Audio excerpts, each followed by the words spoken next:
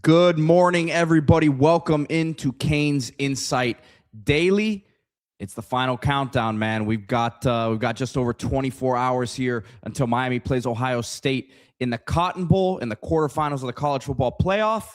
Of course, I got to bring in D Money, and we have Ahmmon Richards as well on this fine Tuesday morning. Look at Ahmmon, man. Ahmon's got the nature setting behind him. D's in his hotel in Dallas, getting geared up and ready to go. And we've got one more special guest joining us here in just a moment. But D, I'll let you thank our wonderful sponsors at Anajar and Levine.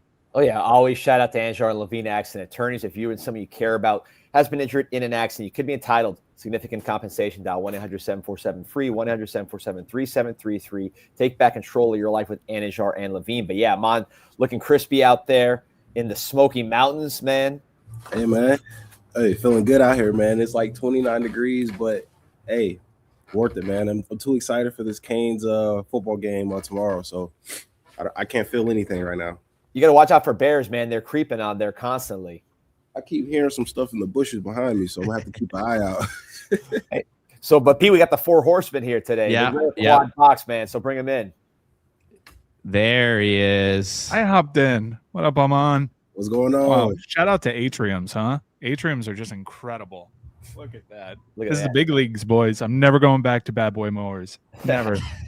Well, the big league Wi-Fi is not here. Me and Mike had the whole setup. I had this professional camera, man. We're gonna do it face to face. He's literally in the hotel room across the hall, but it couldn't take the heat. The Wi-Fi couldn't take the heat that's coming out here. This pre-playoff heat was a little too much for the Gaylord Wi-Fi. Pretty sure I left my coffee. I'm gonna walk over and get it real quick.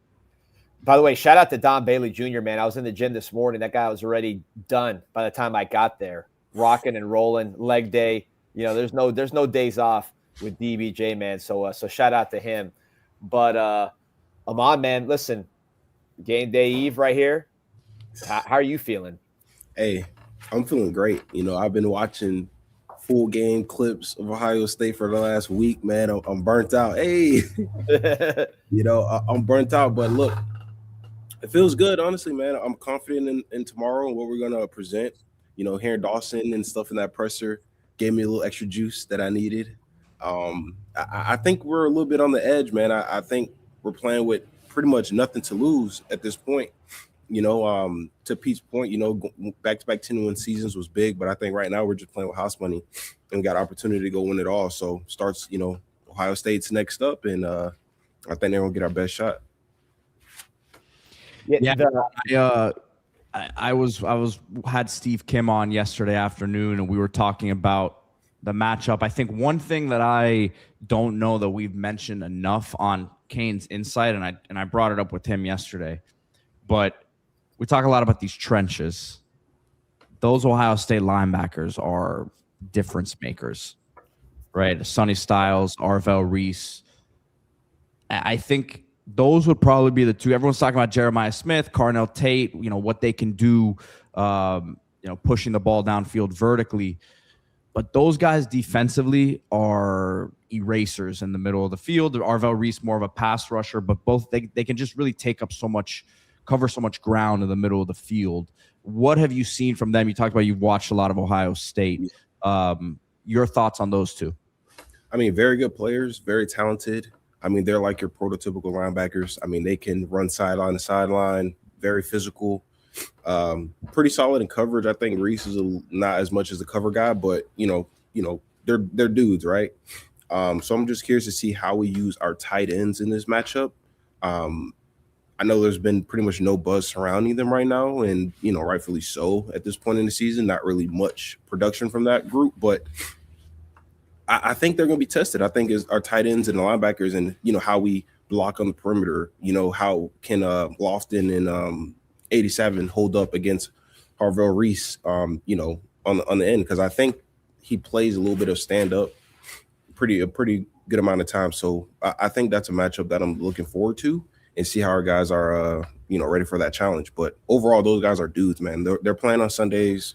Probably going to play in the NFL for a long time. I mean, it's football, you know. You're gonna come across these type of opponents, and you know, only thing you gotta hope is that you come with your best foot forward. Our guy Martin Dubé talking about the right side of the OSU offensive line, right tackle is okay. Right guard has been replaced with the backup. So talking weaknesses here. So we got to get some positivity going, some confidence. Mike, I see you in the bottom left there. I know you're fired up.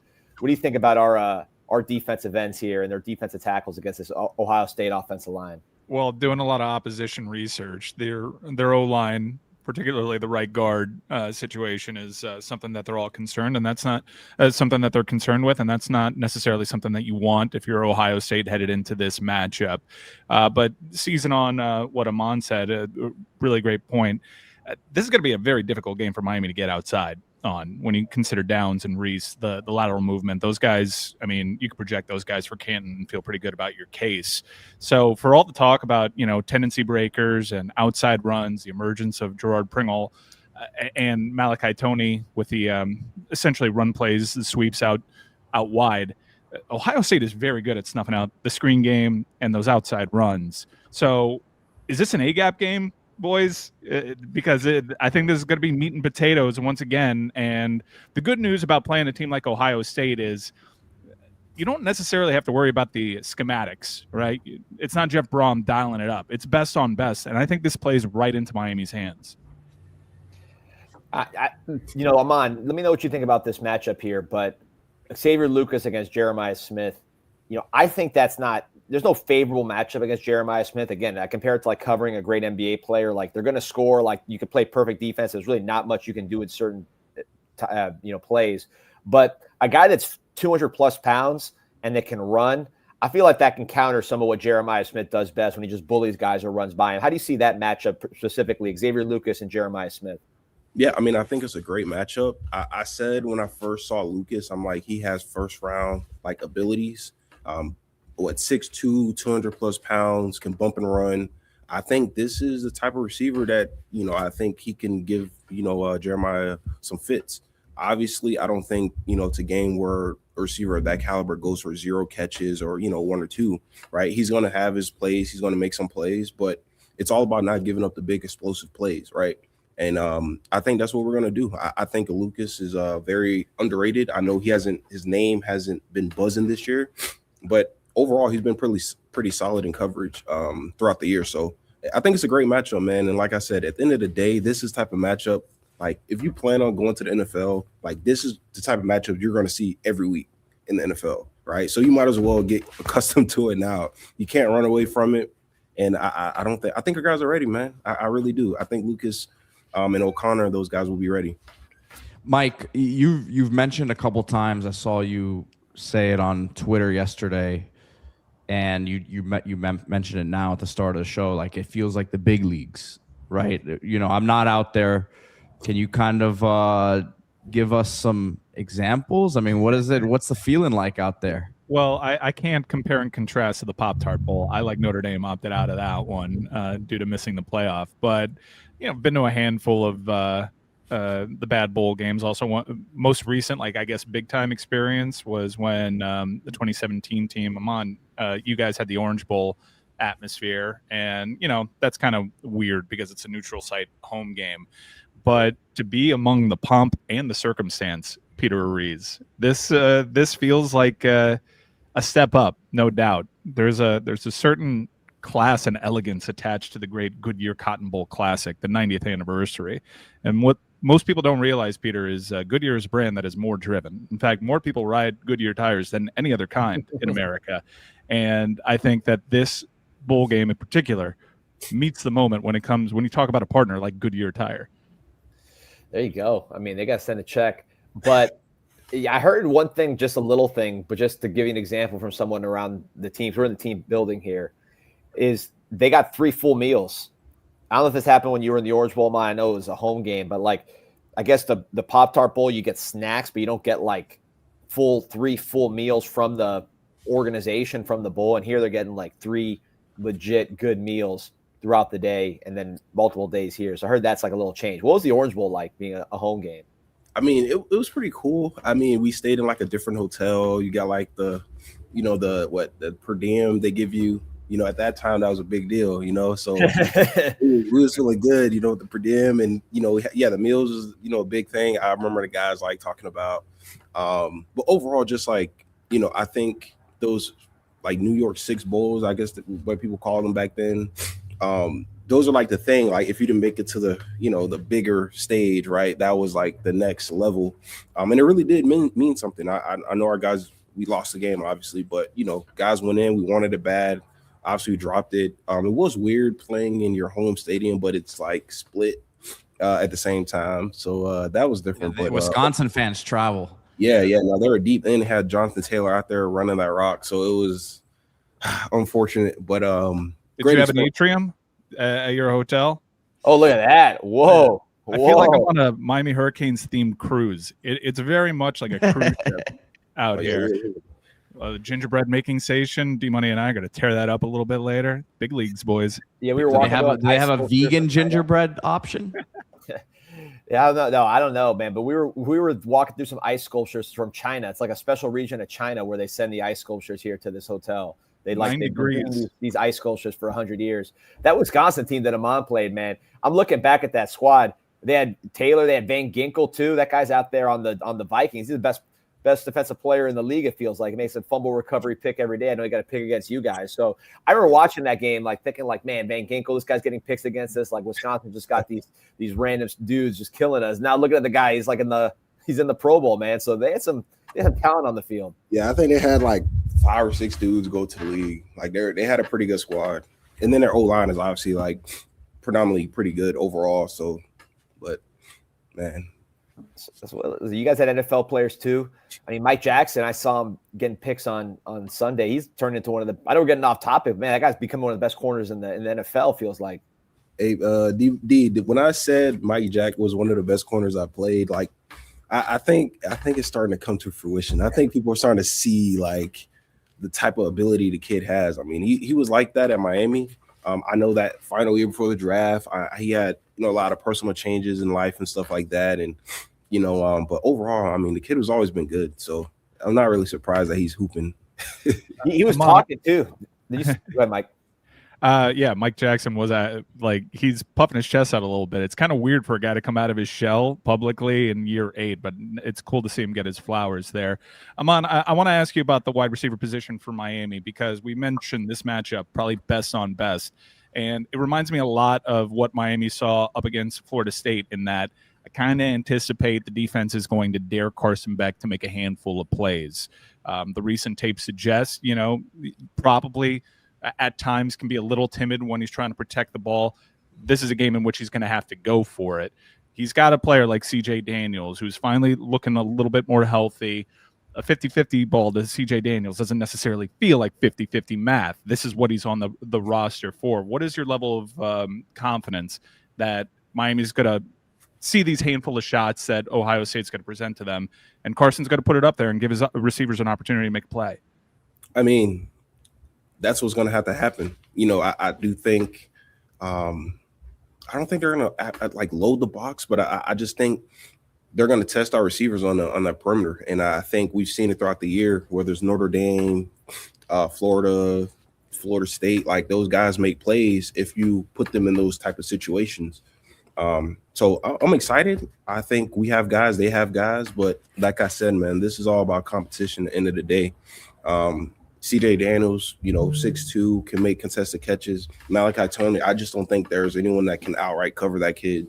Then you got Keelan Marion that can give you some production on the other side as well. So overall, man, I think we match up pretty well. And if you're going to give us one-on-one coverage, I mean, I'm not saying to take a page out of Indiana's book, because I think we're a slightly different team, but we have those kind of similarities. And I mean, if you give anyone enough one-on-one matchups in today's offensive style, like they're going to win. So if they think they're going to, line up in man coverage all game and just erase our entire receiving core, they're crazy. So I want to know what kind of Wi-Fi Ahmmon has out there in the forest, because he is coming in better than we come in from the Kendall studio. He's coming in better than we come in from the Gaylord Hotel with upgraded internet. Those bears are like on Twitch or something out there, because someone's streaming some serious action in the forest out there, the Smoky Mountains. I don't know whether to be nervous about that or if there's someone closer to me than I thought, because my connection's been bad all trip, and then now I'm on a computer, I'm live, and it's clean, so I'm a little nervous. Someone might have pulled up closer than I thought. Pre-game, baby.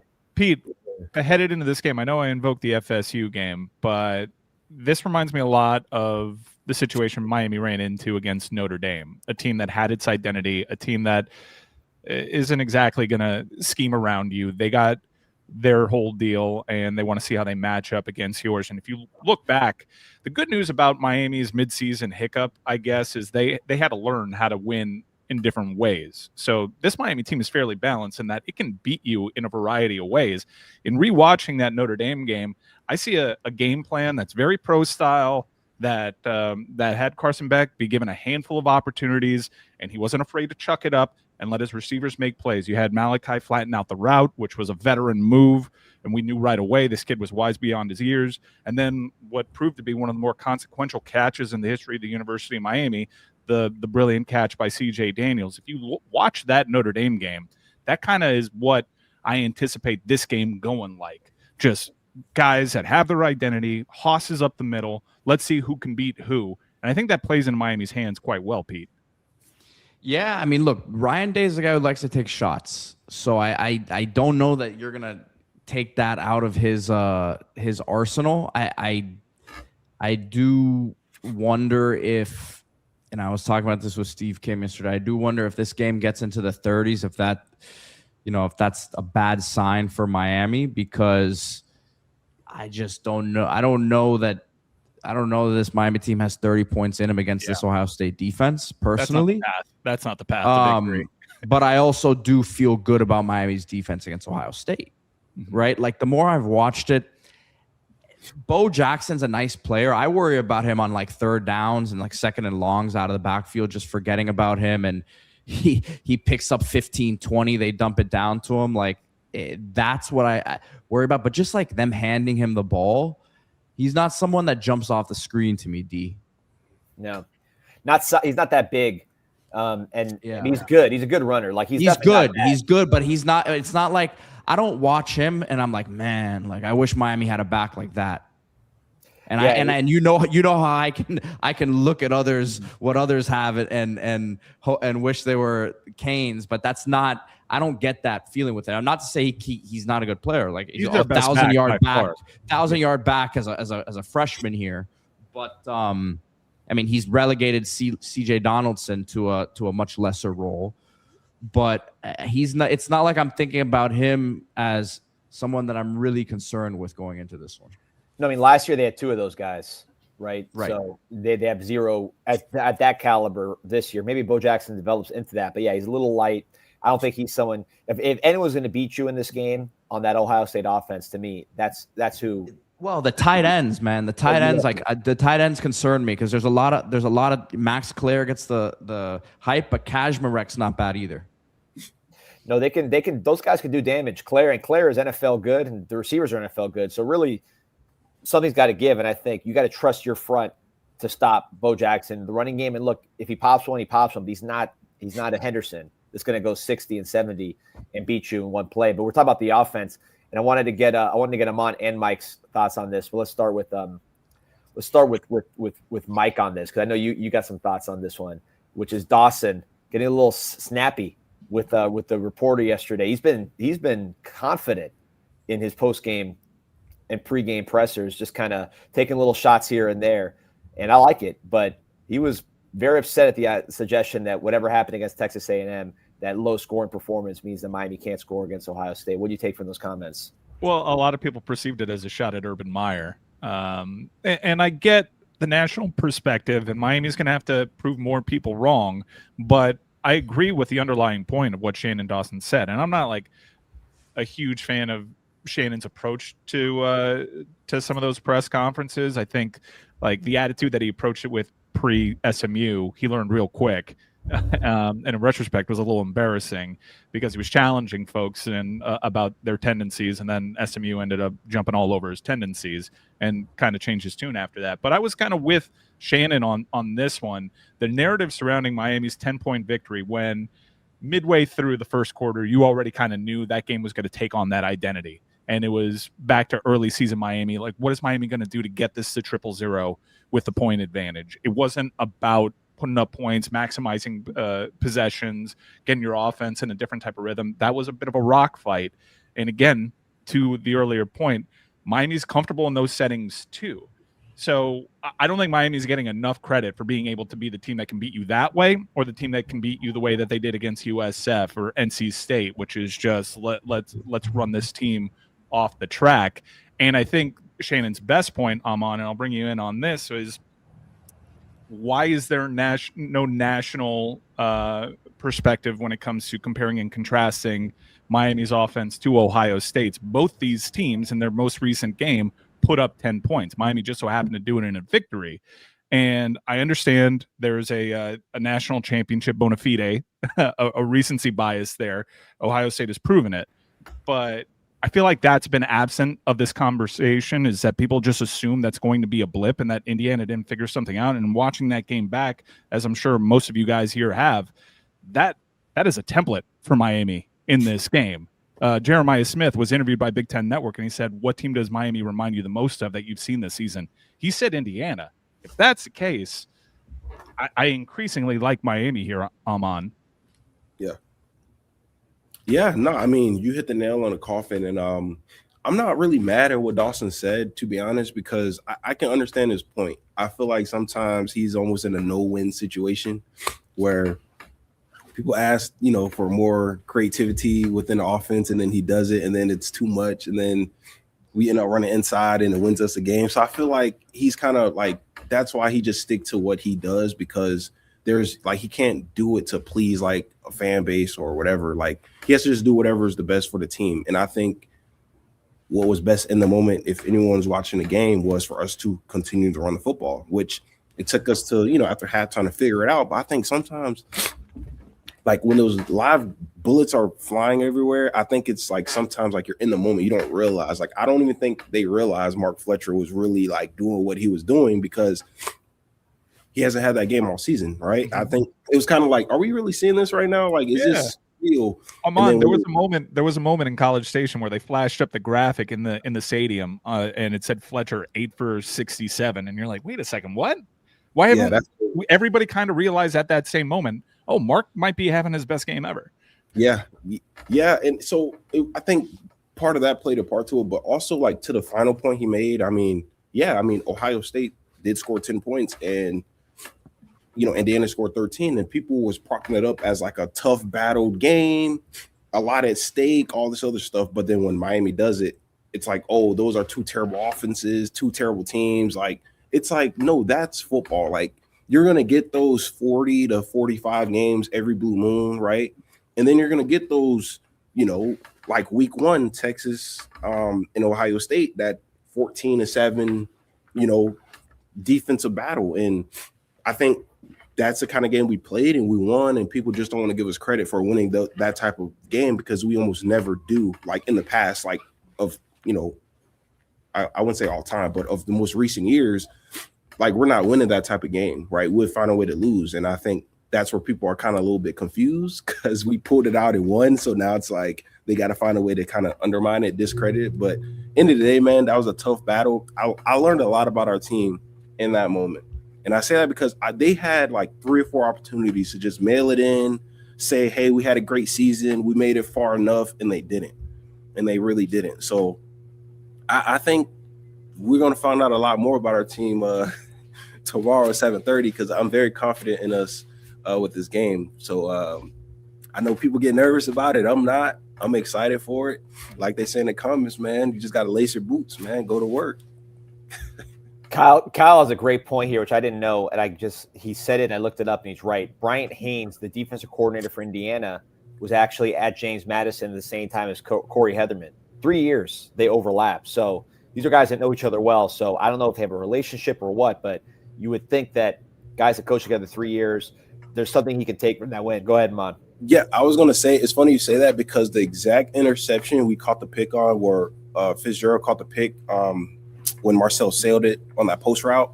Yep. The exact same play on defense that Indiana caught the interception on Julian Sand on the opening drive. Exact same play, exact call. Everything was like, if you watch it like back to back, it's the exact same style of play. So that's probably where Jeremiah Smith is saying we look similar to Indiana, because our defense, like schematically, is pretty much, I wouldn't say identical, but you can tell there's some love there for sure. And you're adding a Ruben Bain and Messer on top of it. Ahmmon, I want to get back to you just because, like, we talked about the week of being in one of these big bowl games, but like the actual being in one of these, they used to call it year 6. Now it's the playoff, like where you're in a neutral site. It was kind of a home game more for you, but like there's other teams, fans, there's like corporate people. It's not like, it's a much different environment than like Texas A&M last week, right? Like, what's the whole vibe of playing in one of these type of games? I mean, it's cool. It feels like a resort or like a retreat or something. You know, you got different people, you know, everyone's like, hey, you got to come here at this time. You got to talk to this person. You know, you have different bowl events. You have some like charity things. I don't know if they do it for this type of thing, but we go, both teams would meet up and kind of like do some like charity stuff for like the kids and stuff. I don't think they're going to do it for this type of game, just considering the magnitude, but it was cool. It was different though. I think that's the part where you have to get accustomed to, because it's a lot of talking, a lot of media stuff. I mean, you know, usually on game day, right, you don't have to answer a bunch of questions and all that type of stuff. You just go play, you do your film review in the hotel the night before, and you go ball. But here it's kind of like a few days before, they're asking you questions about the team. You got to prop them up and give them their credit all week. So you kind of get aggravated of that. And then when it's game time, you're just ready to crash out. I must say, like, from seeing some of the staff and some of the players, there isn't wide-eye awe when it comes to the Goodyear Cotton Bowl. Like, that these people are carrying themselves in a certain way that reflects the intensity that you would hope your team would approach this game. That, look, I'm very happy to be here, super, but it doesn't seem like the team is satisfied with just being here. They have that look, Pete, and from an intensity standpoint, Peter, I think you'd be very pleased with the look in everybody's eyes. Now, it matters most what happens on that field. I'm pretty sure Ahmon's team felt like they were in a good position against Wisconsin. In fact, you guys led till halftime in that game, and then the wheels fell off. And maybe the intensity that you approach when it hits 000s, all that stuff doesn't matter. But in terms of how they're carrying themselves, I gotta say, they got that look. They're starting to look a certain way off the field. You know, I go ahead, Ahmmon. I have something to say. I was gonna say, yeah, no, they're confident. I mean, when you just think about what we had to overcome to even get here, like, you have every right to feel that way. I mean, our backs are against the wall. We're ranked like 18, fought our way to, you know, finish the season undefeated. You know, we get into the selection committee, all odds against us on the road against A&M, SEC team, high-powered offense, and we go to a 4-quarter battle all the way to the 3-4 yard line and win the game. Like, that's a lot. That gives you a lot of confidence, because we haven't played our best game yet. Like, we just haven't. On offense and defense, we haven't put it all together yet. And I think that's what gives these guys confidence. Like, man, like, we got here, we haven't even really put our best foot forward yet, and now's a perfect opportunity to do so. When again, you're a 9.5 point underdog, you know, against the runner, I should say, national champions of last year. And I mean, you have a lot to play for right now, and I think that's the confidence that you're kind of hearing in these interviews, where they don't look scared, they don't look nervous, like they're just ready to play ball, man. Because they gotta, like I tell everyone, Twitter, you can tweet whatever you want. Ohio State fans can say all these metrics about losing Louisville and all, none of that matters right now. None of that can have any impact in this football game. So, Ahmmon, it's interesting because you pretty much just said what I was about to say, is that, like, I don't worry about this team if they go down 7-0, 10-0 early and take a punch. I think they can play those sort of games. We just saw that against A&M. They didn't go down, but that's sort of just tough battle. I'm very interested to see what happens if this team jumps out, if Miami jumps out to like a 10-0, 14-0 lead, 14-3 lead. That's where it's not, concern isn't the word, but I'm like, okay, how are you going to approach that situation? Because you get a team like that down, you got to keep the foot on the gas. Yeah. That's a good point. I mean, I think we've seen it throughout the year at times where we're up 28-3 or, 21-7 Notre Dame, and we kind of let off, and then the team, make their way. Because if we're going to be honest, right, if we really put our foot to through the damn pedal, we would have blew out damn near everyone we played. If we did that, if you talk even from Notre Dame, I mean, it's 21-7 going into the fourth. We allowed 2 touchdowns or whatever. They're back in the game. Florida State, 28-3 on the road going into the fourth quarter. They score 19 or whatever it was, 17. To your point, Pete, yeah, we just have to continue pressing. You can't get too conservative. You can't start to play not to lose, because that's when things go left. That's when guys get hurt. That's when, you start throwing interceptions. It should just spiral. So. I wonder how big a role special teams is going to play in this game, because if you look at, I've said this throughout the week, just something to prepare for when watching this game. Ohio State is 136 out of 136 in seconds per play, meaning they go slow. They go extremely slow. We go extremely slow. Amount of plays in this game is going to be a small number. There's not going to be a lot of big stats in this game, most likely. It's not going to be a game where there's a lot of offensive plays. So if Malley were to return a punt, or you block a punt, or something happens to us and we drop, something, or Keelan Marion, there are so many different, or miss a field goal, they miss a field goal, we make a field goal that we didn't expect. Just those difference-making plays, because there are so few plays, I think special teams might prove to be a difference maker in this game for one team or the other. And I don't think either team has a clear advantage, although I might say returning-wise, I think we might have a little more explosive capabilities than what Ohio State has at punt returner and kick returner. So that's something to keep an eye on. Yeah, no, I mean, that's a great point. I think if you think about last week, Malley was about a shoestring away from who knows how the game goes if he returns that that punt return, right? He's been making plays at punt return all year, and I think, yeah, to your point, limited possessions is going to be one of those, 10, 12 play drives, maybe each team where they're, everyone's trying to play as, mistake-free football, right? And yeah, to your point, if whoever can win in all 3 phases is probably going to win the football. Well, not probably, they're going to win the football game. Whoever wins all 3, or at least 2 of the 3, they're going to win the game. Yeah, just for reference, so Malachi Toney, 10th in the country in punt returns, yards per punt return. Brandon Innes, who we're very familiar with here in South Florida, he's 29th, and he's solid, but he's not breaking one. He's not a threat to break one. I don't want them to clip this up like they did with your video. By the way, Ahmmon, did you see that? I was going to ask you if you saw that, Ahmmon. Yeah, I saw. I responded in his comments too, because he was tripping. He was trying to act like this. This is my thing, right? I'm not coming from a necessarily biased standpoint. It's just I haven't moved my takes from the beginning of the season. I went to the practices. We're there. I seen it with my own 2 eyes, so I'm not just throwing shit off the wall hoping it fits.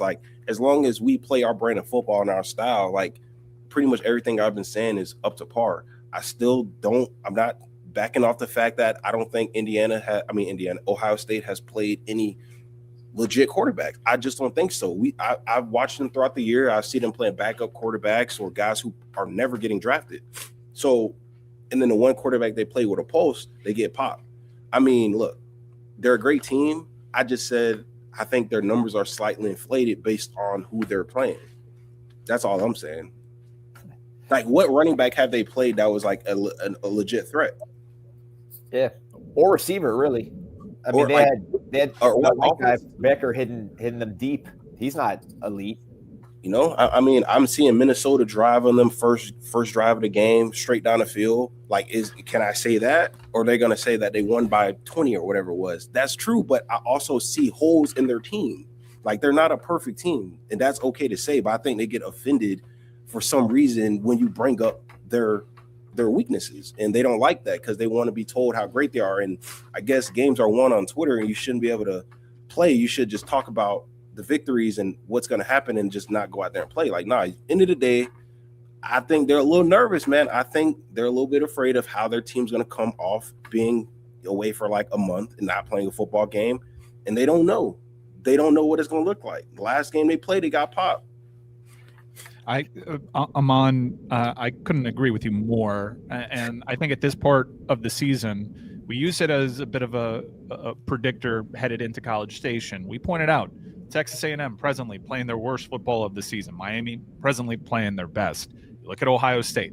Their most recent game, they've played one game in 3.5 weeks. They put up 10 points. You can easily say right now they're playing their worst. Miami is playing their best. This isn't like Louisville. This isn't like SMU. You don't got to worry about the coach on the other side trying to out-scheme you. He thinks his team is better. They're going to line it up and challenge you to be better, win your individual matchups.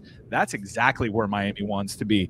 D-Money mentioned the tempo. I think the way to get at our defense is by running tempo. The edge rushers lose steam. Ruben Bain's motor isn't quite there when a team starts running tempo, and it's a way to neutralize him. There's no way that you can take him out of the game, but it is a way to mitigate his impact on the game. Ohio State isn't worried about that. They trust their offensive line. They're not going to run tempo. They're not going to do something out of character. They're the defending national champions. They recruited at a high level. They think they got the better guys, which is exactly where we want them.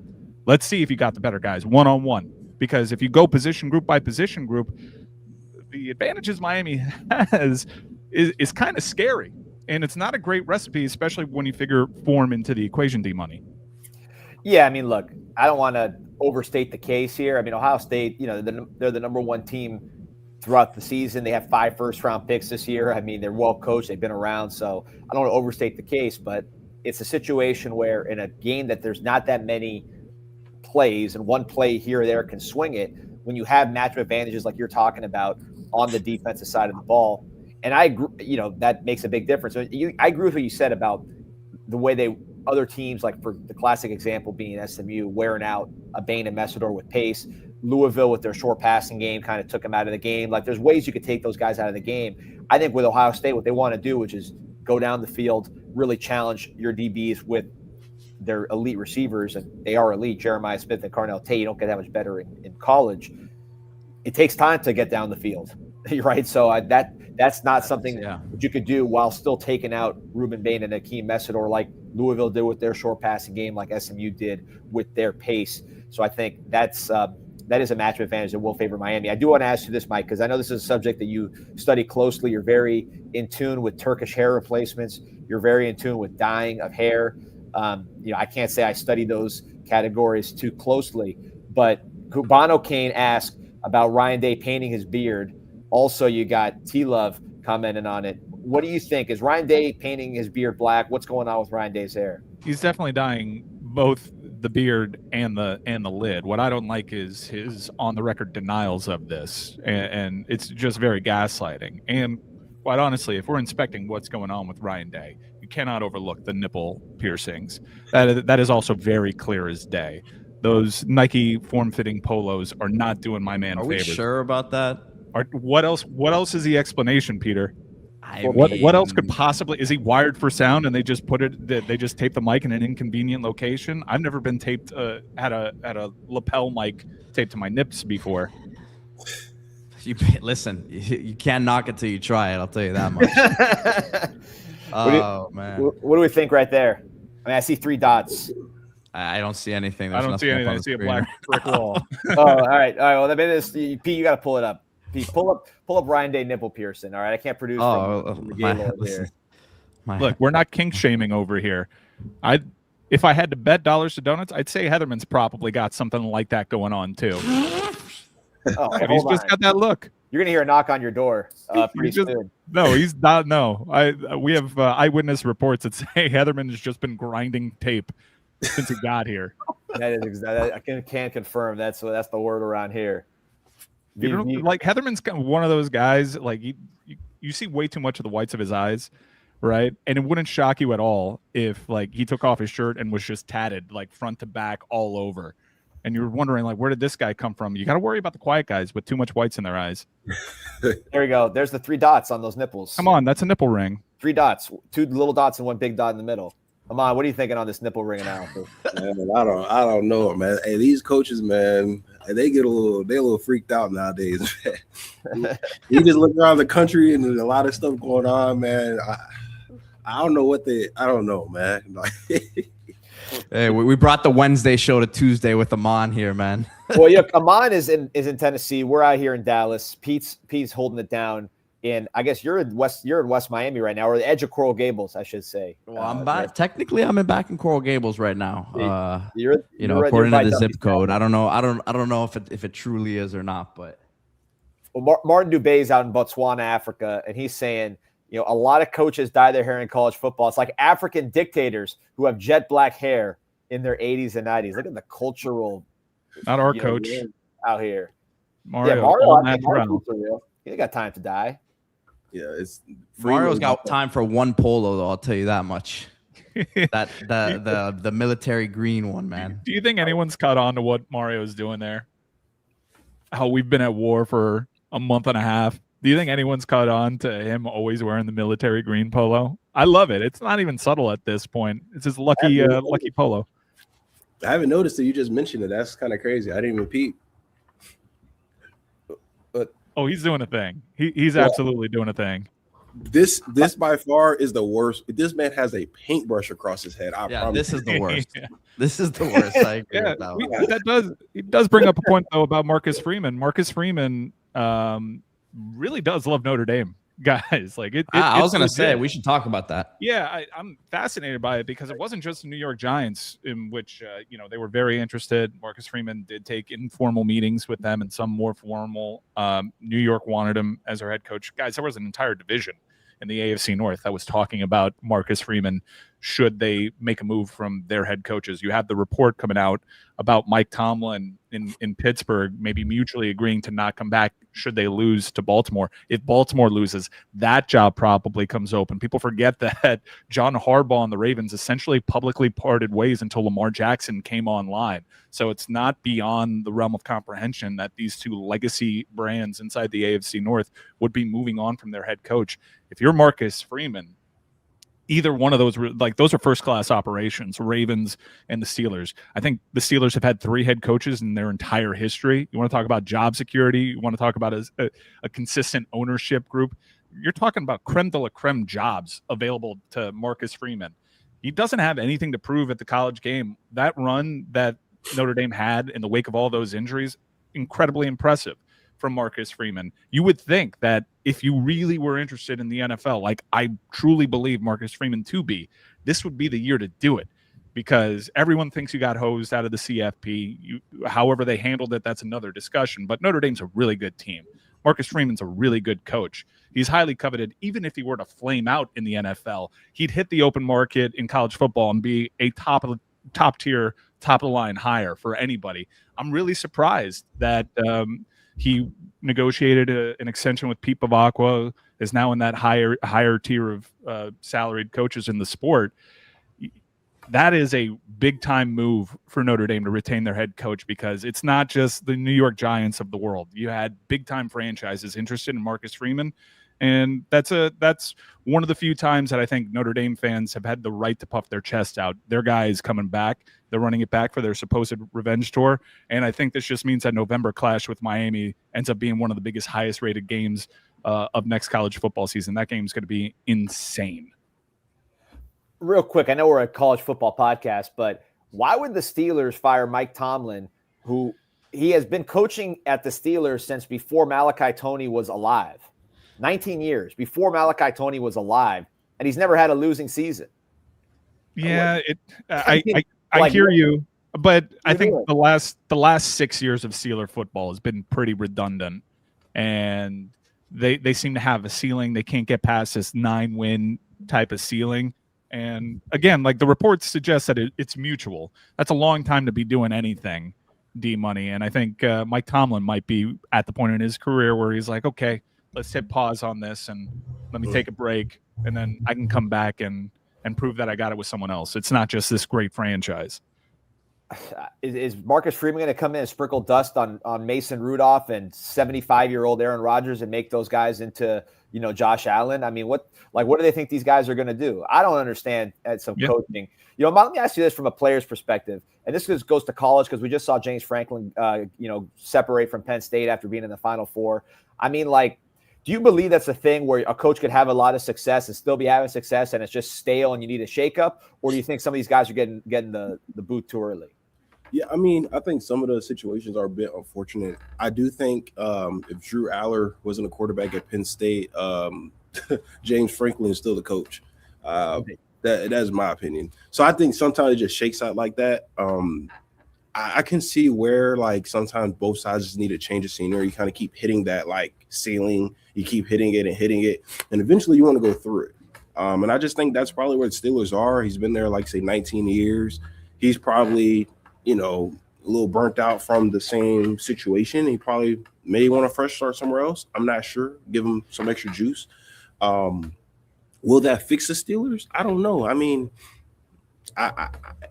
you have to have like the right coach in mind before you just let go of someone, like him, right? And I think you see like the Chicago Bears, for example. I mean, Ben Johnson comes in, he has that thing piping.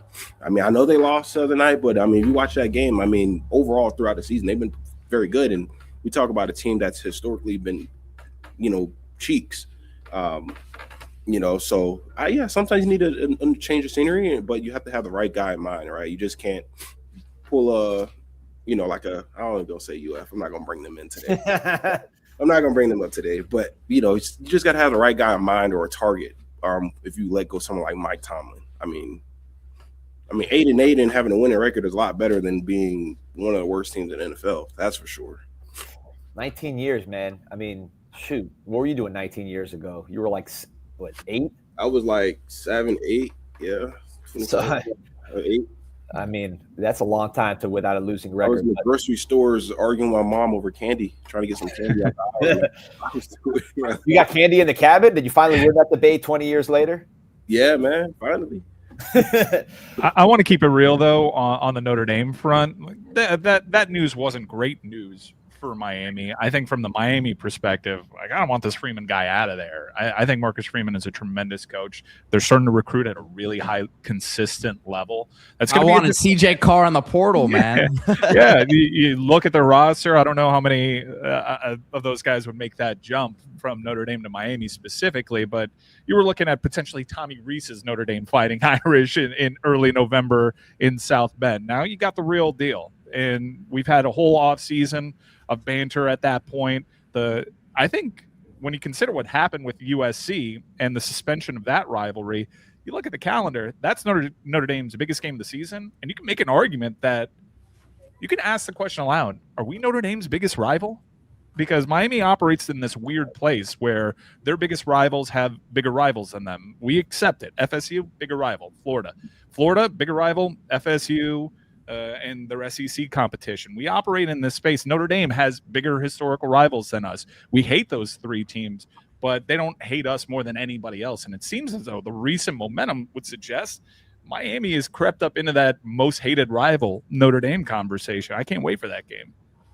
So we're going to talk some recruiting here in a minute, but Ahmmon, I know you got to get rolling. You're out there in the woods enjoying the great outdoors there. So real quick, just give me your final thoughts on this game, prediction, just before next time we see you is going to be the victory party. So let us know what's going on. Man, listen, I'm excited for the game. Look, I told myself I'm not going to no bars or anything to watch. Last time I went to a bar, we lost. Not doing it ever again. The other one before that was Cal, and I left at halftime. We came back. So I will be indoors watching. I'm excited for the game. I think it's going to be a physical matchup. I think Ohio State fans, just anyone, like when they really see this game, our team, I think they're going to look at us different regardless of how it goes. Just when they see our skill level in the trenches, I think they're going to be surprised. But in the end, we're going to get the win. Let me pull up my score prediction for you really quick. Let's go. I got to stay consistent. Here we go. Where is it at? Where you at, man? Yeah, people remember these score predictions. They're always yelling at me in the airport and stuff. I'm like, I don't even remember, man. I did that, off the cuff while I was dropping off my kids at school, But then people remember, so you gotta be true to it. Oh my God, it's not here. But anyway, I said 20-13. I think first team to 20 gets that win. And when I say 13 for Ohio State, they're gonna get upset. I don't really care. When I look at when they played some pretty good defenses, they haven't scored 20 points. So I'm going to stick rolling with that, and I think Dawson's going to call a pretty good game. Carson Bay's going to have a pretty solid game, but I think we're going to run the football, and be ahead of sticks and control the line of scrimmage, and that's how we win. So 2013, and we'll be celebrating after. Let's do it, baby. Ahmmon Richards, the man. Appreciate you. Appreciate you, Ahmmon. Thank you, man. Appreciate you guys. Go Canes. Go Canes. Man, I'm jealous, man. That looked good. That was what Wi-Fi out there, man. Crispy. Real quick before we got to talk recruiting, because we got to talk about some bad news that happened last night while we were out there at dinner, Mike. But first, let's talk about some good news, which is that you can drop the champagne on New Year's Eve. That hangover, those bubbles just bursting in your brain while you're trying to watch some playoff football, or you're trying to watch the highlights of Miami's win over Ohio State on January 1st. You can avoid that hangover while still maintaining the hang. All the bubbles, no troubles, and that is with Drink, BUZZN.com, BUZZN, 7.5 milligrams of THC infused seltzer.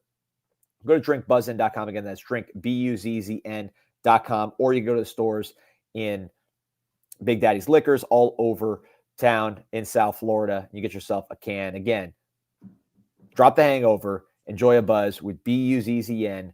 Drink, BUZZN.com.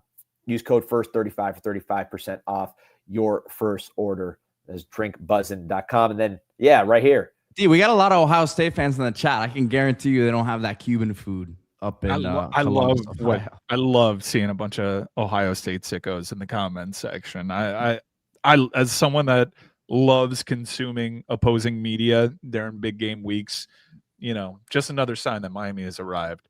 When you're crap posting in the comments section, talking score predictions, it doesn't get any better than this. It really doesn't. I'm so happy I belong here. I had to close the doors because the waterfall has started to cascade at our wonderful atrium here in the team hotel.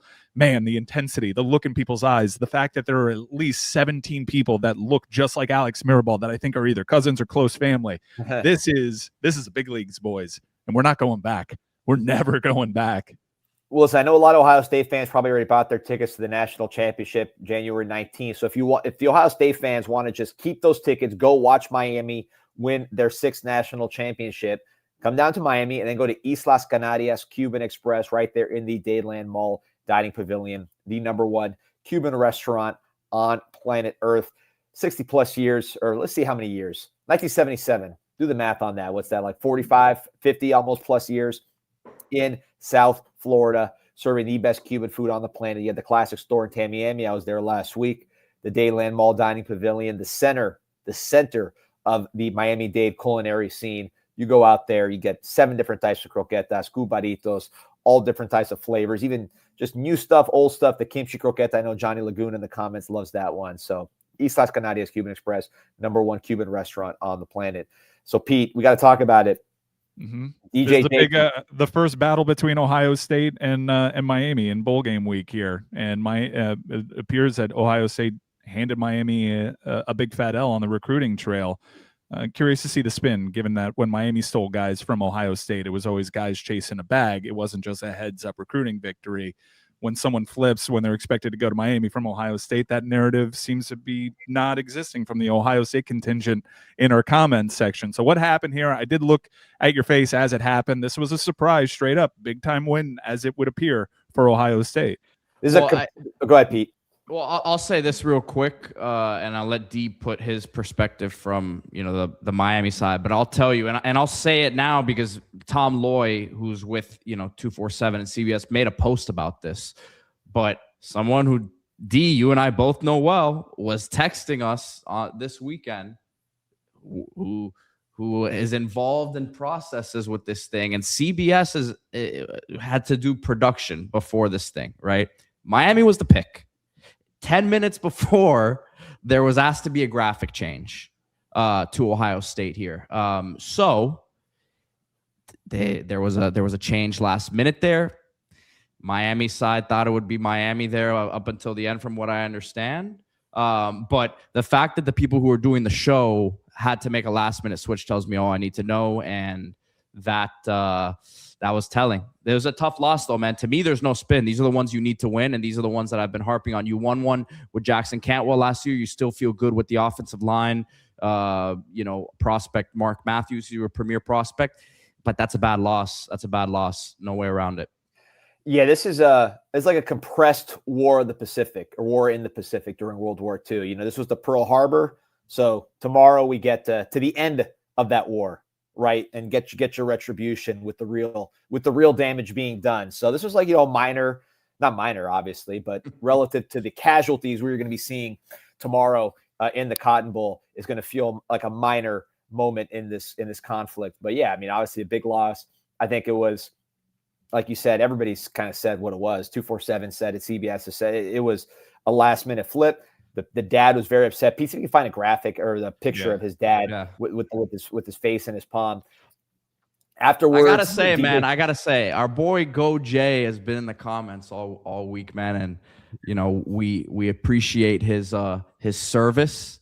But you said you were leaving the comments, man, earlier. You said you were out of here, and you've been back in the comments, man. Come on, I want our troops to be truthful, man. Why are you still around? You said you were leaving. Well, speaking of truthful, did you see Jacob's comments after making the flip to Ohio State?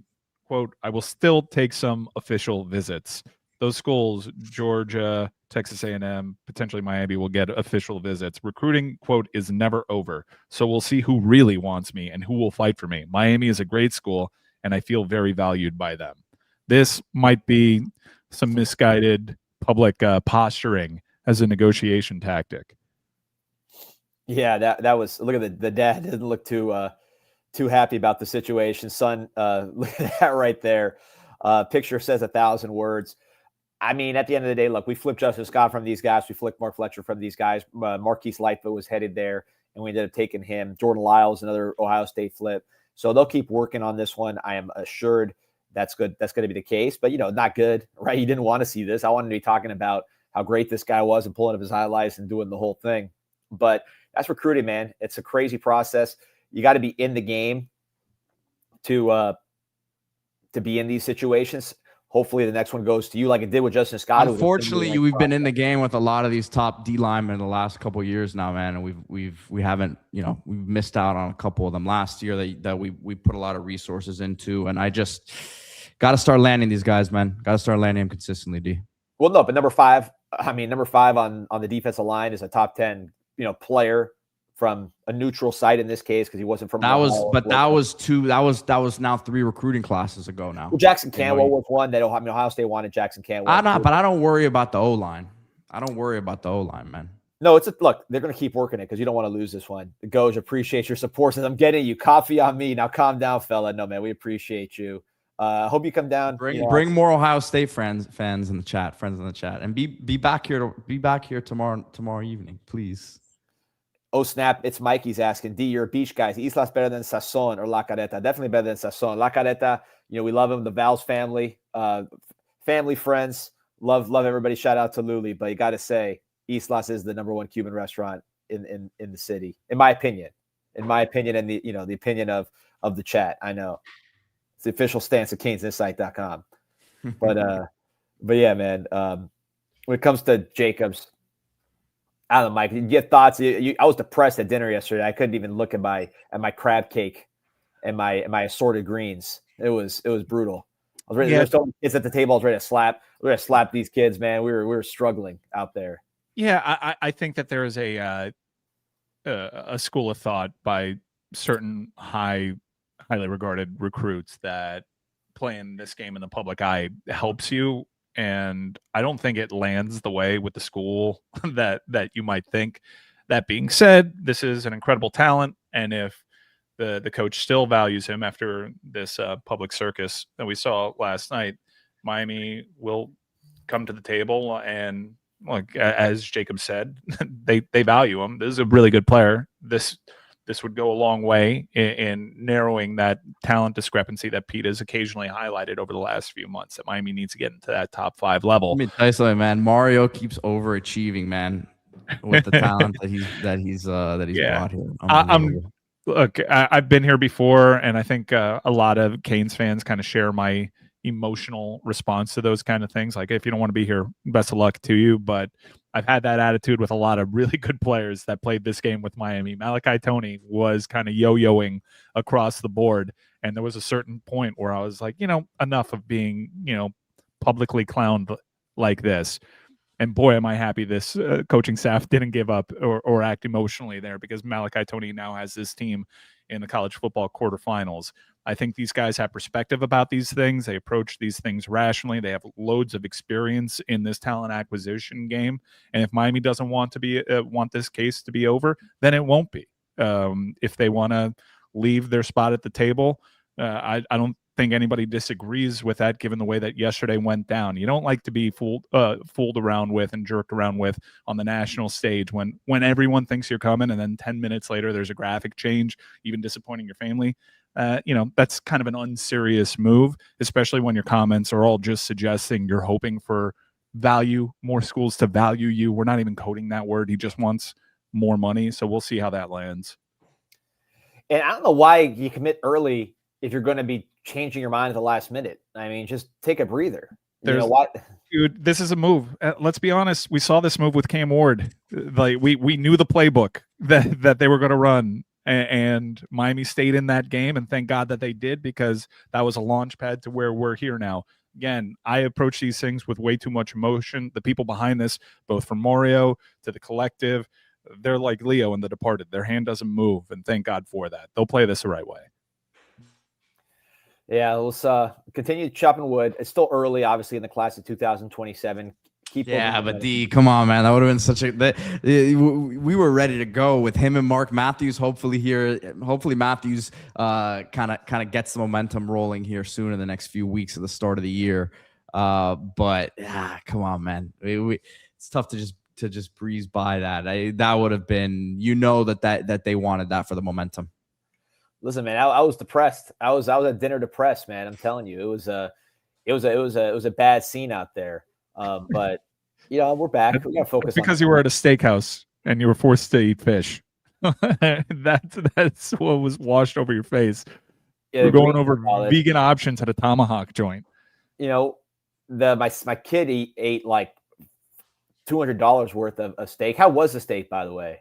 It was fantastic. And the sides. Oh, that lobster mac. These places all the same menu. So these steakhouses got to adjust. It's always the lobster mac. Obviously all the steak. We're not doing this. We're not doing this. Don't get dragged into it, Mike. I used to have these discussions. I'm not going to have a vegan give us advice on steakhouse. I'm not vegan. I eat fish sometimes. I eat fish sometimes. I used to go to steakhouse all the time. I was, high-powered attorney. I've been to all these places. They're all the same. I mean, I don't respect your opinion here. I don't respect your opinion here. DZ Din asking if we got trolled by Jacobs. The reason I started with my story about the CBS people is that we've heard things in the past, D, where a kid is telling staffs multiple things, telling two staffs the same thing. Hey, I'm coming to your school. This was the CBS side who has to prepare for the show. So I don't know that he was trolling them. I just think he had a change of mind. I'm not going to call it a change of heart, change of mind. I think it's all posturing. The guy went to his commitment ceremony with a final 9. That's an unserious move. This guy's just publicly using stalking horses, hoping that gets Miami riled up and that they value him more. I think he made it pretty evident. Whoever has the biggest bag gets my services. He's a mercenary. We'll see if Miami wants to continue down that road or they'll pivot. Miami's also done a really good job on their board in maximizing some of these talents that aren't as highly touted. I know we do the counting stats about the top 10 recruiting classes, the top 5 recruiting classes, but you look at Miami's roster, and while they're in this college football quarterfinal right now, you got guys like Ruben Bain, Malachi Tony, guys that were very undervalued. So when Miami's had to pivot from elite talents, they usually find undervalued talents that rise to the occasion. So I trust these guys. We're going to be here for the next few years. This is not the destination. This is the new normal. All right. We're going to get sick of these bowl games. That's the intention. And you see how Miami's set up here going forward. You got to just trust them when it comes to these things. I know it stings. You want to put out the celebratory tile. You want the number 1 recruit in the nation always. I get that. That is a strong narrative, and it only helps your recruiting classes get stronger. But we got the guys in place. This is Miami's identity. You got to trust them, even when it doesn't feel so good. Pete, look at, by the way, shout out to Mello for thanks for your support, saying, we can't believe OSU's going to let him walk. Money isn't a factor for a kid they want. He's saying back-to-back also. Ohio State fans are are really popping in the chat, you know, doing a lot of super chats. We should probably do an Ohio State podcast with the way these guys are contributing to the show, man. We could keep it real, extra real. You know, we'll just be very negative all the time. You know, so when they want to vent about negativity, we'll just go out there and talk crap with a Buckeye background. So, you know, we kind of keep it. Yeah. Julian Sands not the guy. There, I said it. Yeah. I've seen just reading body language. I don't. This guy's gonna fold if he faces some real adversity. He's faced adversity like twice all season long. They were protecting him for the first couple of games. You understand that Texas is a tough opponent. You chalk that one up to first start nerves. But against Indiana, I don't know. Big not the guy energy. Not the guy. Pete, this one's for you. From Martin Dubé. The grass in the Midlands of Zimbabwe is like the grass in Argentina. The steak is super great. We got to get to the Midlands of Zimbabwe, man. I do. What's up with the AFCON? What's the latest? They're still in group stages, from what I understand. I haven't really been following it as much. Been busy here with all the Canes stuff. So, well, I gotta say, I sent Pete a picture of the crowd at AFCON, and ever since then, my algorithm is just straight AFCON. It's a colorful scene out there, man. The fans are going crazy. Everybody's dressed to the nines. I'm getting just my feed is littered with AFCON crowd shots. That algorithm works extremely fast when it comes to sharing a picture, man. It's unbelievable. I like Algeria though, man. You're in for you guy from Algeria? Yeah, I like Algeria. That's like Zidane, right? Isn't he Algerian? Well, yeah, he's French, but French Algerian. Yeah, I remember in that book, The Stranger, they made us read in high school. Some French guy stabs an Algerian guy, and they don't say what happened. Did you have to read that book in full, Christian?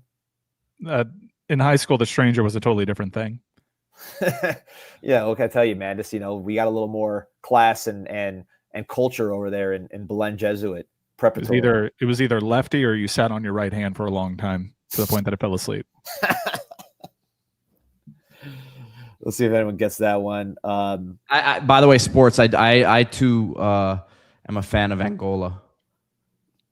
Lexi, I say, let's go Zizou. Melo says, we support because your fans are too cheap to LOL. Listen, Melo, man, we appreciate you. All of the Syracuse, Avi, a nice ACC product. Melo, baby. That's not Syracuse. That's New York Knicks, baby. That's the color. That's the color jerseys they did years ago. The city, whatever. I don't know if it was city yet, but 3 to the dome, man. That was a special Knicks team. I fell in love with the Knicks, man. J.R. Smith. It wasn't a special Knicks team.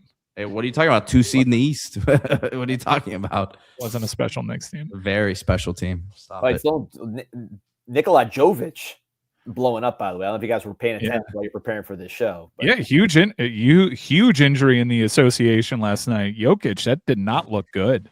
Passing of the torch moment from one Serbian to another. Right when Jokic goes on the injured list, Jovic ready to pick that thing up. But so you paid for the souped up internet, D Money? Like you paid? Yeah, how do I look? Is this coming through clear?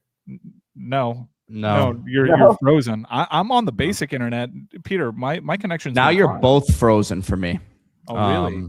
Yeah. Well, look. Not everything is up to snuff here at the Goodyear Cotton Bowl Classic. Seriously, Gaylord, what's going on? Goodyear, the fine people. Can I say something though? I would be remiss if I did not mention what today was, baby. Oh, you guys are back, by the way. There you go. The road to glory. The road to glory begins today. The ACC play begins at the SCO. Pitt. Miami and Pitt against. Let me tell you something. This is a must-win for Miami. You got to win all these games against bottom-tier ACC, bottom feeders that you can. This is a Pitt team that has lost some. They've lost against some bad teams this year. They've lost to Quinnipiac. They've lost to Hofstra. They lost to West Virginia by 22. They lost to Villanova, not horrible. They lost to A&M. They actually just beat Penn State by 34 in their last game. But this is a 7-6 ball club, and Miami needs to win this game at home. Well, by the way, shout out to Darnell Phillips. He's showing the Ohio State fans they're poor Appreciate you, man. It says, ran into Pete after last game. Plan to attend every game for as long as this run lasts. Hope to see you out here in the mix.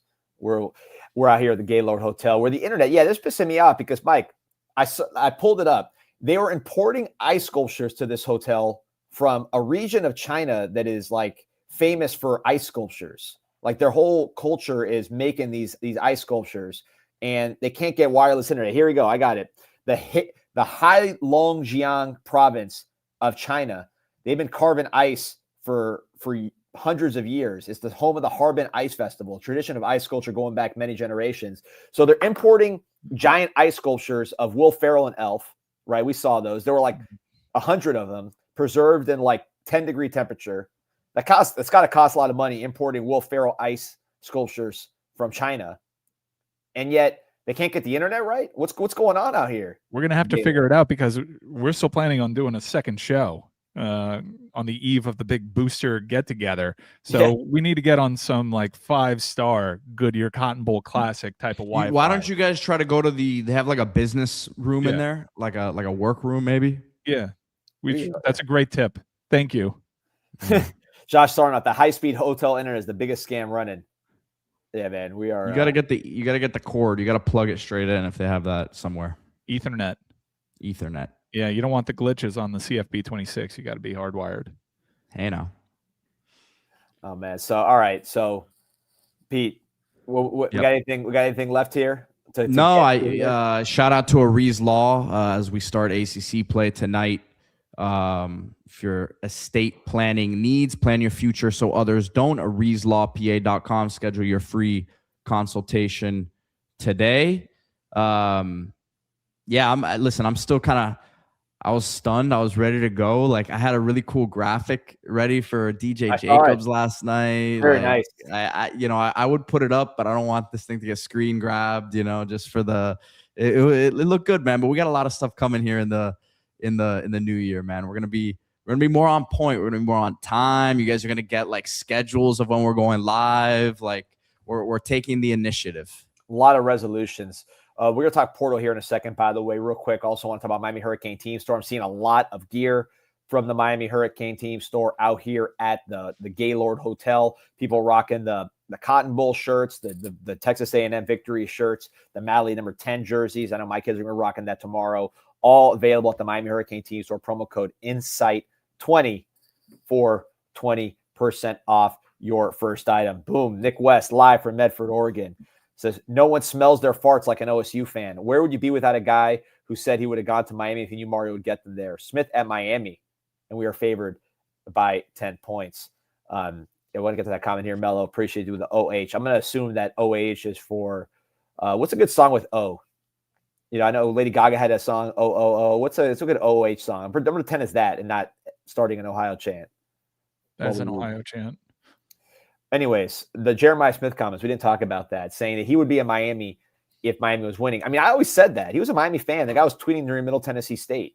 Like, we get the next Jeremiah Smith.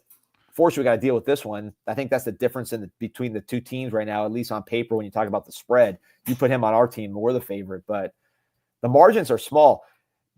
We gotta win those battles, man. I guess Mark Matthews would be the equivalent of that as a top 3 player in the country coming out of South Florida. But we got to win those battles because if we wouldn't have been in such a poor place, Pete, I think your favorite coach might have had something to do with where we were at that point in the program, setting us back. But we could have had Jeremiah. Thank you, Manny. Well, what do you think of those comments, Mike? I mean, it's like you said. We've said that would probably be the case. I don't know that it was all that revealing. I think it's just surprising that he actually said it out loud. And that it was surprisingly candid, given how JJ kind of approached initially his media avails, maybe stoking some flames. And then when he got in front of the assembled media at Jerry World, it was a different tone and more candid one. And I appreciated his honesty that, yes, that's absolutely right. Had Miami had a more proven track record, he would have signed up for that. And Jeremiah wanted to hop onto something that was humming, that had a tried and true record of getting guys into the NFL at his position. And while what Miami was selling him ended up being right, and he could have been a huge part of that, I understand the young man for wanting to go with the the true thing, but if you've seen aggregate accounts and what's happened with Malachi Tony, where Malachi Tony is going to end up being a legend down here forever, especially if this ends the way that we all hope it does in the next few years. He's going to get that little extra added boost for being a guy that did it when it wasn't so sexy, a guy that went to this program and bought in, like Mark Fletcher, like Ruben Bain. Let's be the guys that turn this thing around, because history will look even kinder on us. Jeremiah Smith, what they're selling him over at Ohio State is build your legacy. Okay, well, they got a pretty great legacy over there. Times have been pretty good, especially at that position. He would have been a huge superstar down here. It's worked out pretty well for Jeremiah Smith. He's already a national champion. He's on his way to Canton. He's a brilliant player, a player that we respect and fear headed into this Cotton Bowl game. Mike has 3 Ohio State players headed to Canton in this. Yep. In this episode. Yeah, that's what you disagree? Jeremiah Smith, I would agree more. I think Smith. I think the other two are first round picks, but I'm not putting them in Canton just yet. They've got they've got you build them like that in the lab to get to Canton, but I just thought that was funny. Hey, my Canton meter very rarely is wrong. Canton meter, that guy, the Canton meter saw Julio Jones right away and put him in Canton, fresh out of high school. AJ Green, another. The Canton meter doesn't let folks down. Jeremiah Smith, I could see it. I really could. The other two, I don't know. By the way, look at this shout out from 904 Hurricane. Oh, Susanna, don't you cry to me. I come from Bucknut with a banjo on my knee. You look at Stephen Foster, Mike. You talk about 19th century, dropped out Oh, Susanna, a tremendous hit. The Camptown Races, which is another huge, huge smash hit. Also, Suwannee River, the state song of Florida, passed by the Suwannee River on the way back from that Florida State blowout. Old Kentucky Home, another good one. I mean, this guy has dropped some absolute classics. Hard Times Come Again No More, covered by Bruce Springsteen. We talk about the greatest songwriter of all time, at least in American history. Talk about Stephen Foster. Who you got as the greatest American songwriter of all time? Ooh, I'm contemporary. It's Father John Misty for me. So you got Father John Misty over Stephen Foster. Yeah, the writer of Oh, Susanna. That's right. Suwannee River and Camptown Races. That's right. What's his most famous song? This guy, Father John Misty. I probably Hollywood Forever Cemetery. Look, that's just how I get down. Joni Mitchell. I love Free Man in Paris. I think that's a beautiful song. I think Joni Mitchell, far too overlooked. Women in this great industry. Joni Mitchell is one of the great singer-songwriters out there. Yeah, Bob Dylan. Bob Dylan, I'm not with that. Bob Dylan is just a random word generator, mumbling its way through out there. I respect that all my influences were influenced by him. All my favorite artists all tip the hat to Bob Dylan. We've talked about this before on the show. Not a Bob Dylan guy. I got to give some respect to a Miami native, right? This is a graduate of Miami Beach High School, grew up right in the shadow of Edison High School. And let me pull up this guy's name. I always forget his name. Desmond Child. Desmond Child. Look at this guy, Mike. Look at this resume of songs from my guy Desmond Child, Miami Beach High grad. I Was Made for Loving You by Kiss. Great one. You Give Love a Bad Name by Bon Jovi. Bad Medicine by Bon Jovi. Living on a Prayer by Bon Jovi. Aerosmith, Dude Looks Like a Lady. Aerosmith, Crazy. You're talking about Ricky Martin, The Cup of Life. Ricky Martin, Living La Vida Loca. It's all the same guy. And then to top it off, the Thong Song. That's got to be. Maybe he got to put him up with Stephen Foster. Yeah, he's surpassed Father John Misty, 100%. Let's hit the portal real quick. There's an interesting name out of Florida, edge rusher, that entered in the equation yesterday for Miami. We all got eyes on the quarterback narratives. Interesting. Listen to D-Money on the quarterback front. He's laid some crumbs out there. Some interesting developments there. So what was your take on the portal yesterday, D-Money? A lot of interesting names. So it was a very consequential day for the portal in general, right? So, and Pete, I want you to chime in here too. I know these are guys we've been tracking forever. Cam Coleman, stars here from Auburn, often rumored to enter the portal. I'm sure there were some extensive negotiations there.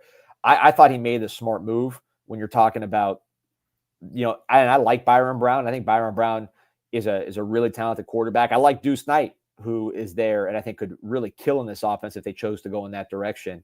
But from a passing game perspective, I don't know if I'm Coleman, I'm seeing a huge path to passing game success at Auburn. So he goes in the portal. I think Texas A&M are the teams you see sort of rising to the top. Caleb Hawkins, who we did a show on pretty recently, he was one that I could see him also going Texas, Oklahoma. So I think Texas and Oklahoma are going to be very active. Jaden Woods, Pete, I want to get that's the one that I'm focused on for sure. Freshman All-America from Florida, originally I believe from Kansas, so he's from the Great Plains. Shout out to Paul Erickson and some of our Canes fans there in the Great Plains. But he already went to Florida, so obviously he didn't care about being that local. Freak athletes on Bruce Feldman's freak list as a true freshman, ended up being a freshman All-America, defensive end, had a sack against Miami, actually. He beat Francis pretty bad on that play. Is that someone, Pete, that you could see Miami pursuing heavily? Yes, 100%. Miami recruited him. Miami has, from a distance, been an admirer of his. I posted this note on the Discord yesterday, which I found very, very interesting, and I think could go a long way in Miami's pursuit here. But his agent, Jaden Woods' agent, is Derek Wingo, recent UF grad of St. Thomas Aquinas, former defensive end linebacker, and who coached Derek Wingo in high school. Jason Taylor, Miami's defensive ends coach. We saw Jason Taylor, with who was it? One of his former players, Florida players after the game earlier this year as well. So he keeps a good relationship with his former guys. I think that one could help Miami out. From what I've heard, Texas is already in the mix there, but Miami would not be surprised to get them heavily involved. On Cam Coleman, D, right now, that one is a long shot, I would say, for Miami based on my just guess, just because he had a $2 million plus offer on the table already from Auburn. It doesn't seem like it was necessarily a money thing, more so to what you were talking about. It was, who the quarterback's going to be and how he fits in there. I have a tough time seeing Miami go $2+ million on a receiver right now. I kind of tend to agree with Pete. Also, Cam Coleman, he checks a lot of boxes, physically imposing, top-end talent. Guy's got a really high ceiling. You guys watch that Auburn-Alabama game? I know I did because my playoff hopes were riding on the line, it felt like. And every time I looked up, Cam Coleman was making a disastrous play in that game, be it a drop, be it a fumble. The guy was awful against Alabama in a pretty big moment. I'm not saying that's who the guy is, but he has that in his locker, and it should be considered when we're talking about this talent. Yeah, by the way, I appreciate you, JVP October. Thank you for all your support. I know you're going to be out here rocking and rolling in Dallas, Texas, and appreciate you, Roger Edge, saying someone teach Mello how to spell. Sheesh. Super chat's going crazy. Got to appreciate all you guys. But yeah, Coleman, it's interesting. That was a very highly touted wide receiver class. When you look at the 247, I'm just looking at the top 10 for that receiver class. It was Jeremiah Smith, obviously, at the top. We know how that turned out. The guy was as good as advertised. This 2024 receiver class. Coleman, the talent was definitely as advertised, but now he's moving on. Ryan Williams looked like he was going to be the star of the world. They're coming from Alabama, and that's fizzled quite a bit. You look at JoJo Trader from the Hurricanes, right? Hoping to see him get going. TJ Moore from Clemson had a good game in the Pinstripe Bowl. Could he potentially be on the move? That's been rumored. We'll see what happens with Clemson. Tampa native, he's another one to keep an eye on. Gatlin Blair, I'm just looking at the top guys. He's on a mission. Micah Hudson's transferred a bunch of times. Perry Thompson, I believe, might be ready to be in the portal. Ryan Wingo hasn't really been going. So this class has been sort of a letdown when you look at how highly touted it was, that 2024 wide receiver class, which was a lot of millions spent just on those guys. Miami getting JoJo Trader in that class, also Nye Carr, who has since entered the portal, and Chance Robinson. I think Malachi Toney in the class of 2025 has really jumped past all those guys, with the exception of Jeremiah Smith, who we'll see both those guys on the field tomorrow. So it's interesting. I mean, that you would assume high school receiver, something you want to really nail, because it's hard to get those guys in the portal, but maybe it's not. Maybe portal is the way to go with some of these guys. Aside from the occasional Malachi Tony and Jeremiah Smith, I mean, Cam Coleman, Auburn got nothing out of him, really, when you look at what they paid for him, right? Ryan Wingo, he's been okay. The Clemson guys have been okay. They won the ACC with them, but I don't know. Pete. I don't know what your take is. I always thought high school receiver might have been a good way to spend high school NIL. I'm not sure, unless it's Jeremiah Smith, you're loving that spend, or retaining a guy like Malachi who's already good. Yeah. No, I'm kind of like, it's tough for me outside of QB to say don't get the best you can get in high school within reason. I think really everywhere it has to be a healthy mix, right? I think you're going to need to bring in this year, for example. You can retain a lot of the young guys you have, but you still are going to need to bring in an established vet.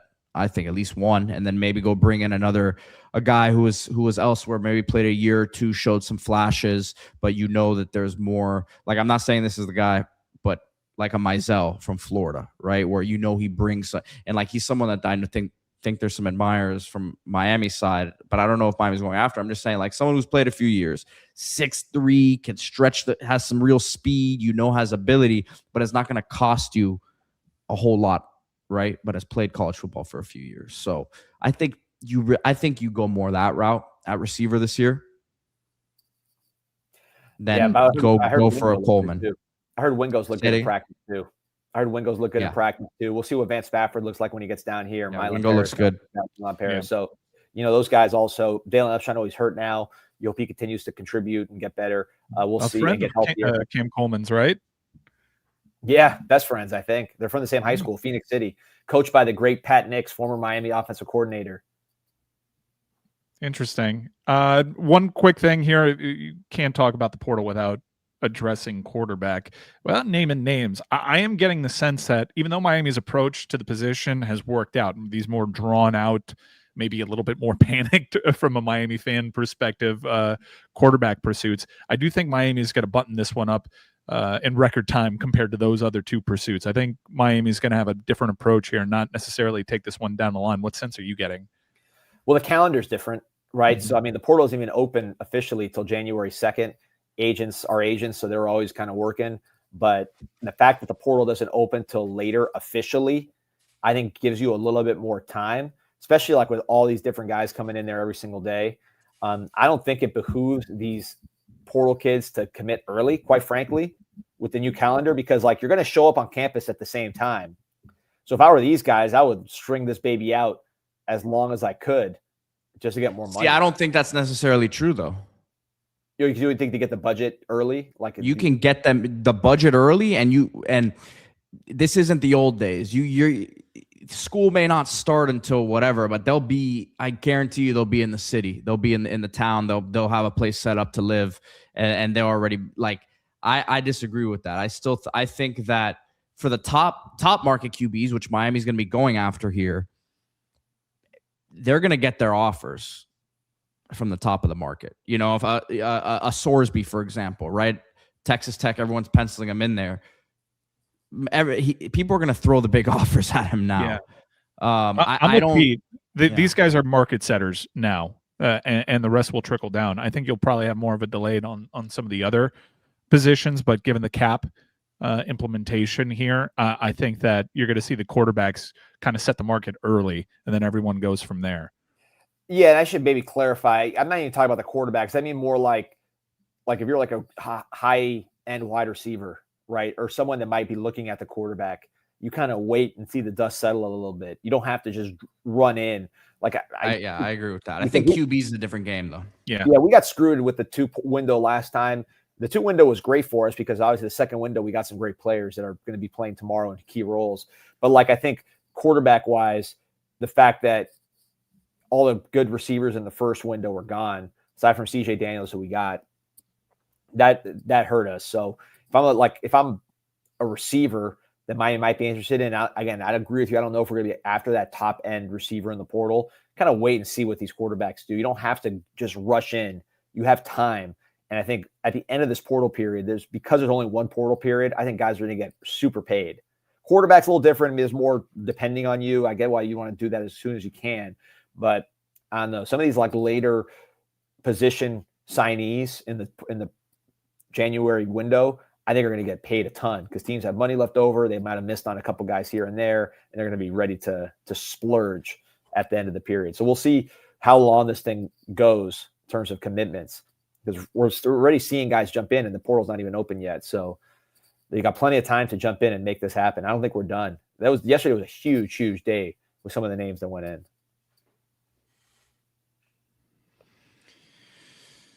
Man, we're almost at 3,000 live viewers here. Appreciate the Ohio State fans, man, for bumping that number up today. Oh yeah, and we'll do a pregame show tomorrow, Mike. We'll see if we can figure out this. I think the Gaylord stream, unless we do it from the Ice Village. Maybe the Ice Village has a better stream. I mean, the sound is good. I'll say the sound is good, which is obviously very important. The sound is fine. So I don't know. Pete, when I tell you that this Ice Village was 5 degrees, they had to give you a jacket when you walk in. It is that cold. Just so and the ice. I'm trying to understand. I mean, it was cool, I guess. Mike, what is the artistic or commercial thinking behind spending so much money to buy ice sculptures from a remote region in China of Will Ferrell and Elf? And that was all it was. I don't believe there was a nativity scene at the end, but I believe pretty much it was just like I saw at least 12 Will Ferrell and elves and ancillary characters from Elf. Yeah, that licensing deal has juice. The Elf excites. The Elf became a Christmas classic, and now it's one of these legacy ones that parents are showing their kids. I did see the sweet ice baby Jesus in the nativity scene at the end. That warmed the cockles of the heart. Cockles that had been frozen over after spending 10 minutes in 5-degree weather. That was kind of brutal. You know, I'm not a movie guy, but I'll tell you, I've watched 2 movies in my life that got phenomenal pieces of work. Elf and Kicking and Screaming, which is the greatest movie of all time. I actually draw a lot of similarities to Will Ferrell's character there. I did coach youth basketball for a large portion of my high school and collegiate life, and I did have an ejection or two. You would have loved the Ice Village then. We'll bring you back. Yeah. You coached some legends, by the way, Pete, on that court. Yeah, I did. I coached some great ones, man. Some would say they might be top 3 picks here in the coming NBA draft. But can't say I had much to do with it. All right, man. Well, again, appreciate everybody joining us here on the show. Remember to like and subscribe. We'll be back on maybe later today, maybe tomorrow. We have all those leftover graphics from the DJ Jacobs commitment. Maybe we'll save them for later in the process. They look good, man. They looked good. Don't delete them. Don't delete them. Go Canes. Go Canes.